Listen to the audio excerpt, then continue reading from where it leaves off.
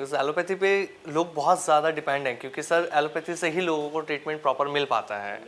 Allopathy, Instant relief एक तरह exactly. से। Allopathy is required for instant relief for the permanent solutions of few things. Definitely it is required. But I would say, जैसे मैंने शुरुआत में बोला, आपकी हेल्दी आपका फूड और एक एक्सरसाइज, ये दो ऐसी चीज़ें हैं जिससे आपकी बहुत सारी बीमारियों को एलोपैथिक से क्या बिना एलोपैथिक के ही आप दूर कर सकते हो।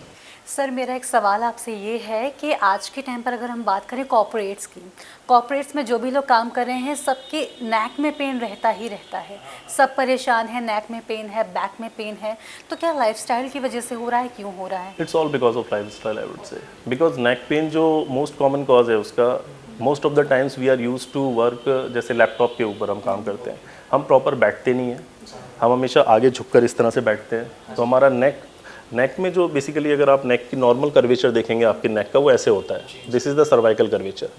अगर आप अपनी गर्दन, जो आपकी गर्दन इस तरह से है, अगर आप उसको ऐसे कर देंगे और ये बहुत वक्त तक ऐसे रहेगी तो डेफिनेटली उसमें दर्द होगा। ठीक वैसे ही आपका लोअर बैक है, लोअर बैक का नॉर्मली कर्वेचर लोअर बैक का ऐसे होता है, लेकिन अगर आप उसको आगे झुक कर इस तरह बैठेंगे और इस तरह से कर देंगे तो उसमें स्वाभाविक है कि पेन होगा। तो maintenance of a good posture is very important, especially in the corporate sectors, especially in IT industry, where the people are used to for long hours of working. Sir क्या कोई एक्सरसाइज या कोई और remedy हो सकती है इसकी जो हम जान सकें, या कोई एक्सरसाइज फॉलो कर सकें सो दैट एटलीस्ट हम उस जो हमारा बॉडी का टेक्सचर है, जो बोन्स का जो टेक्सचर है, जो जिस तरह से रहनी चाहिए उसको मेंटेन कर सकें? देखिए उसकी दो चीज़ें हैं, एक तो आप नॉर्मल हेल्दी लाइफस्टाइल जिए, मतलब जॉगिंग करिए, वॉकिंग करिए, सो दैट आपकी जो ये वाई इट इज़ रिक्वायर्ड, आपका शरीर का हर जोड़ मांसपेशियों से कंट्रोल होता है, और अगर आपकी मांसपेशियां मजबूत हैं तो आपके जोड़ ख़राब नहीं होंगे, उनमें दर्द नहीं होगा और मांसपेशियां हेल्दी रहेंगी। तो एक नॉर्मल वॉकिंग, नॉर्मल जॉगिंग ये आपके लिए बहुत इंपॉर्टेंट है, और along with the good diet, along with that one should not forget कि आपका पोस्चर ये बहुत इंपॉर्टेंट है, स्पेशली इन स्टूडेंट्स जो 8-8 घंटे या 10-10 घंटे पढ़ते हैं और बैठे रहते हैं हमेशा कुर्सी पर या मेज पर, और या आईटी वाले लोग या कॉर्पोरेट्स में जैसे कि आपने बोला, तो हम लोग एबनॉर्मल पोस्चर्स अपनाते हैं। घर पर भी हम अगर मोबाइल देख रहे होते हैं तो हमेशा अपने हाथ के लागे ऐसे लगे रहते हैं, ठीक है, तो उससे गर्दन में दर्द होना स्वाभाविक है।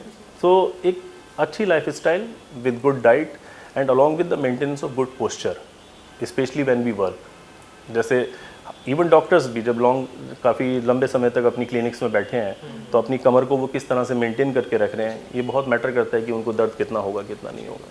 सर जैसे भी नेक की हम बात कर रहे हैं, तो एक चीज़ सबसे ज़्यादा जो कॉमन होती जा रही है कि गर्दन की हड्डी बढ़ जाना, इसके पीछे का क्या? गर्दन की हड्डी बढ़ जाना बहुत मतलब एक लूज टर्म है आई वुड से, ठीक है। एक एज के साथ आपकी हड्डी में, गर्दन की हड्डी में, कमर की हड्डी में ऑस्टियोफाइट फॉर्मेशन जिसे हम कहते हैं, डिजेनरेटिव चेंजेस होते हैं जो उम्र के साथ आते हैं, कभी कभी कुछ एक इंजरीज की वजह से भी हो जाते हैं, तो एक ऑस्टियोफाइट्स फॉर्मेशंस हो जाता है, उसको हम जिसे कहते हैं हड्डी बढ़ जाना। बट ऐसा कोई हड्डी बहुत ज़्यादा बढ़ती नहीं है कि आपकी नई हड्डी बन गई है, ऐसा कुछ नहीं होता। जो नॉर्मल हड्डियाँ हैं आपकी, वो स्पाइन की हो या बाकी हड्डियाँ हो, जोड़ हो, उनके आसपास छोटी छोटी मतलब कैल्शियम डिपॉजिट करके एक छोटे छोटे बोन के एक्सटेंशंस बन जाते हैं जिन्हें हम नॉर्मली ऑस्टियोफाइट्स बोल देते हैं, बट वो एक प्रॉपर ऐसा नहीं होता कि आपकी नई हड्डी बन जाती है, और कभी कभी उस चीज़ से थोड़ा ज़्यादा बन जाता है, थोड़ा परेशानी होती है, अदरवाइज ऐसा कोई नई हड्डी नहीं है। सॉर्ट ऑफ मतलब एक लूज टर्म और बहुत ही ओवररेटेड थिंग है, जो एक नॉर्मल भाषा में हम अगर जो एक ऑर्थोपेडिक सर्जन है वो इस चीज़ को जानता है, लेकिन जो ऑर्थोपेडिक सर्जन नहीं है और जो हड्डियों को देख रहे हैं वो इस टर्म को यूज़ कर लेते हैं कि आपकी हड्डी बढ़ गई है, ये हो गया, वो हो गया, like these are loose terms and this is the most common myth I would say. अच्छा सर, मैं आपसे ये जानना चाहती हूँ, जैसा कि हमने अभी हड्डियों की ही बात कर रहे हैं, अभी एक मेरा सवाल ये है कि जब चोट लग जाती है, अगर फ्रैक्चर हो गया या फिर हड्डी टूट ही गई, तो जब उसको हील होने में टाइम लगता है, तो क्या वो जो पेन है ट्रीटमेंट के बाद भी बना रहेगा, लॉन्ग टाइम तक रहता है या नहीं रहता? देखिए मैं सिंपली बताऊँ, कोई भी अगर सपोज एक फ्रैक्चर की एग्जांपल ले लेते हैं, फ्रैक्चर के ट्रीटमेंट होते हैं, बहुत सारे फ्रैक्चर्स ऐसे होते हैं जो प्लास्टर से ट्रीट हो जाते हैं। मतलब हड्डी का देखिए, हड्डी को नॉर्मल जोड़ने में 6 से 8 हफ्ते लगते हैं, नॉर्मल जोड़ने में। बच्चों में थोड़ा कम वक्त लगता है, बड़ों में और ज़्यादा लग जाता है। मतलब एक हायर रेंज 8 हफ्ते मान लीजिए, नीचे 6 है, बच्चों में 4-4 हफ्ते में जुड़ जाती है। तो नॉर्मल अगर हम मान के चलें 6 से 8 हफ्ते हड्डी को जुड़ने में लगते हैं। अब इसमें डॉक्टर का काम कहाँ आता है कि हड्डी को जिस तरह से वो पहले थी, जिस पोजीशन में थी, उस पोजीशन में बैठाना ताकि वो उसी पोजीशन में जुड़े, ताकि वो टेढ़ी मेढ़ी ना जुड़े। ठीक है, सिंपल डॉक्टर का काम ये होता है। ठीक है, तो अब इस चीज़ को करने के लिए हम प्लास्टर का यूज़ करते हैं, कभी कभी हम सर्जरी करके प्लेट, नेल, ये सब चीज़ें डालते हैं। तो जैसा आपने बोला दर्द की बात, तो एक बार हड्डी को आपने उस पोजीशन में बैठा दिया और प्लास्टर लगा दिया, तो अगर हड्डी का हिलना बंद हो गया तो पेशेंट को जब चोट लगती है उसी वक्त दर्द रहता है, 1-2 दिन में वो दर्द खत्म हो जाता है लगभग। ठीक है, इवन सर्जरी के बाद भी जब हम प्लेट लगाते हैं, रॉड डालते हैं, उसके बाद भी, या इवन जो लिम्ब रिकंस्ट्रक्शन सर्जरीज करते हैं, हम बड़ी बड़ी लिजरो फ्रेम्स लगा देते हैं, मैक्सिमम 4 से 5 दिन दर्द रहता है पेशेंट को। उसके बाद पेशेंट आराम से अपना, मतलब with certain limitations, with certain precautions, बिना पेन फ्री लाइफ रह रहा होता है। कहते हैं कि अगर किसी की हड्डी टूटने के बाद रॉड डाली जाती है तो वो कमज़ोर रहती है हमेशा के लिए, हड्डी पैर की या हाथ की, जहाँ भी रॉड डल रही है। देखिए, एक चीज़ समझनी ज़रूरी है, रॉड हो, प्लेट हो, शिकंजा हो, जो भी चीज़ हम हड्डी को जोड़ने के लिए लगाते हैं या उसको सीधा करने के लिए लगाते हैं, वो उस वक्त तक लगाते हैं जब तक हड्डी जुड़ती है। एक बार हड्डी जुड़ गई, उसके बाद हड्डी अपने रीमॉडलिंग फेज़ में जाती है, मतलब बॉडी का आपका मैकेनिज्म दोबारा नॉर्मल हड्डी को रेस्टोर करने के पीछे लग जाता है। ठीक है, और 1-1.5 साल के प्रोसेस में वो नॉर्मल हड्डी क्रिएट कर लेता है लगभग, या 1.5-2 साल मान लीजिए। एक बार हड्डी जुड़ गई, वो रॉड, वो प्लेट यूजलेस हो गई, उसके बाद उसका कोई काम नहीं है।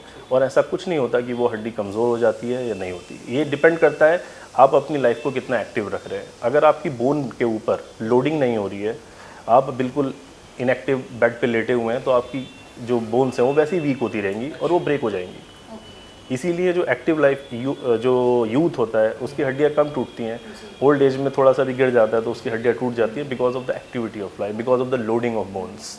तो बोन जितनी लोड होंगी वो उतनी ज़्यादा मजबूत होंगी।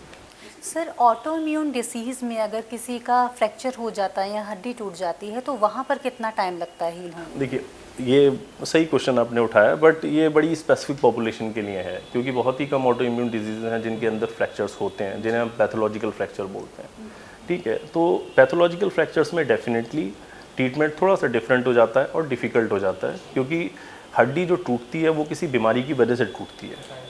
अब वो बीमारी किस हद तक ठीक हो रही है या नहीं हो रही है, इस बात पे भी डिपेंड करता है। तो इसलिए डेफिनेटली जो आपने क्वेश्चन किया उसमें जुड़ने में वक्त लगता है, कभी कभी काफ़ी वक्त लगता है, ये चीज़ें। ऑर्थोस्कोपिक सर्जरी का नाम बहुत ज़्यादा हम सुनते हैं, ये है क्या एक्चुअल में? देखिए, आर्थ्रोस्कोपिक सर्जरी बेसिकली, आर्थ्रोस्कोपी का जो सर्जरी हैं वो काफ़ी सर्जरीज़ हैं, जैसे बेसिकली ये जॉइंट्स के अलोंग सर्जरीज़ की जाती है। जैसे लेप्रोस्कोपिक सर्जरी आपने सुना होगा कि आपके एब्डोमेन में दूरबीन डाल के सर्जरी की जाती है। ठीक वैसे ही अगर हम जोड़ों में दूरबीन डाल दें और छोटे से इंसिजन से आप सर्जरी करें, उसे आर्थ्रोस्कोपिक सर्जरी कहते हैं।